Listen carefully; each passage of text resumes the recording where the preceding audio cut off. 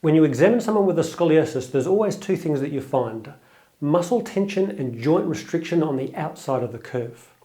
Now this will cause pain in some people, but can also set you up for problems later on in life.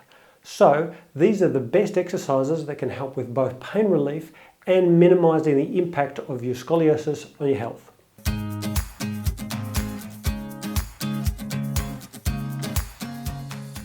A scoliosis can be C-shaped, S-shaped, or even have three curves. If you know where the curves of your scoliosis are located, you can target that level with these exercises. But if you're not sure, or the curves continue all the way up your spine, just do all four exercises. Exercise 1. This first exercise is for people with a curve in the lumbar spine. These people might notice one hip higher than the other, or pain or tightness on the outside of the curve. The main distortion with scoliosis is a bend to the side, so we're going to work on that first. On your hands and knees, with your spine neutral, not extended, slowly tilt your mid-back to one side and your neck to the other. You'll feel the muscles on the outside stretch, but keep within a pain-free range of motion. Then slowly move to the other side.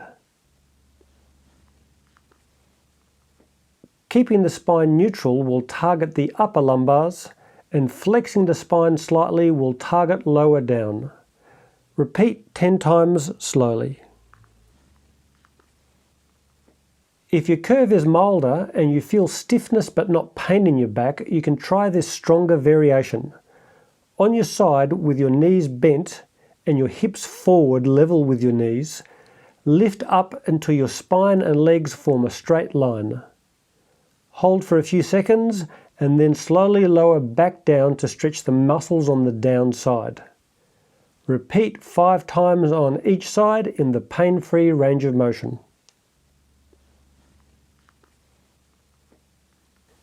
Exercise 2.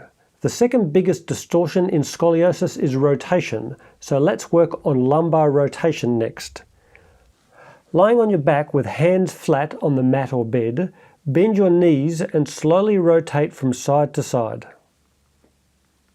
Again, keep in a pain-free range of motion, but you can go as far as touching your knees to the mat. Repeat 10 times slowly. Exercise 3. The next exercise is for people with a curve higher up in the thoracic area. These people might notice uneven shoulders, one side of the rib cage or shoulder blade that sticks out, even one breast a different size to the other.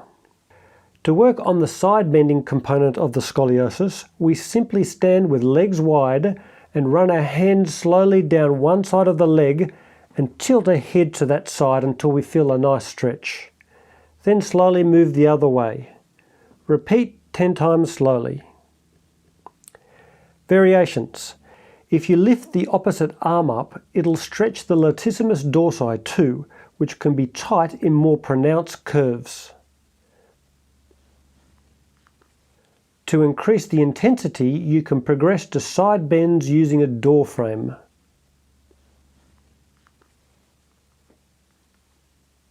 Exercise 4. To address the rotation component of thoracic curves, we start off in the sitting position, reach behind with one hand, and gently stretch around, looking behind us. Just keep the spine upright, not slouched. Hold for 5 seconds, then do the other side, and repeat 5 times in each direction. Alternative. To add more of a strengthening component, begin in the 4-point position, reach down and under your other arm as far as you can comfortably, then right back and up in the opposite direction. Hold each position for a few seconds and repeat 5 times each side. Try both of these rotation exercises and just use the one that feels like it gives you the best stretch. Bonus exercise. If you've got a lot of rib protrusion and you tend to get stiff and sore in the rib cage, I'd recommend a minute a day of rolling on a foam roller too. Just make sure that you support your head with your hands in a neutral position. This will mobilize the joints where the ribs attach onto the spine, an area that's often restricted in patients with scoliosis.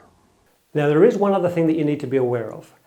If you have a pronounced thoracic scoliosis, this can cause a winged scapula, where the bottom of your shoulder blade sticks out. Now, if you watch my videos, you'll know that a forward tilted and internally rotated scapula can heavily predispose you to shoulder problems. So if your shoulder blade sticks out a little bit, head over to my video on fixing shoulder problems and learn how to prevent yourself from having shoulder issues. It's important to understand that 80 to 85% of scoliosis cases fall into one category, the idiopathic scoliosis of unknown origin. Now, for some reason, as we grow from a very early age, from the early teens or even before, the spine can grow with a bit of a bend in it. And by the time we reach our late teens, when our bones are fully matured, the vertebrae have changed their shape permanently. You can't change the shape of bones once they mature, so most people can't straighten their scoliosis. But on top of this bony distortion, you can get a postural distortion. So some people with an idiopathic scoliosis can get a bit of straightening of their spine if they deal with the postural component with things like these exercises. And people with the functional scoliosis can actually straighten their spine completely.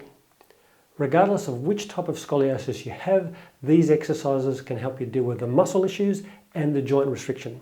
Just please note that if a child has a scoliosis and is still growing, they need to be checked by a professional regularly. But that's it for today. Hope you liked the video. If you did, please like, comment or subscribe to support the channel. Thanks.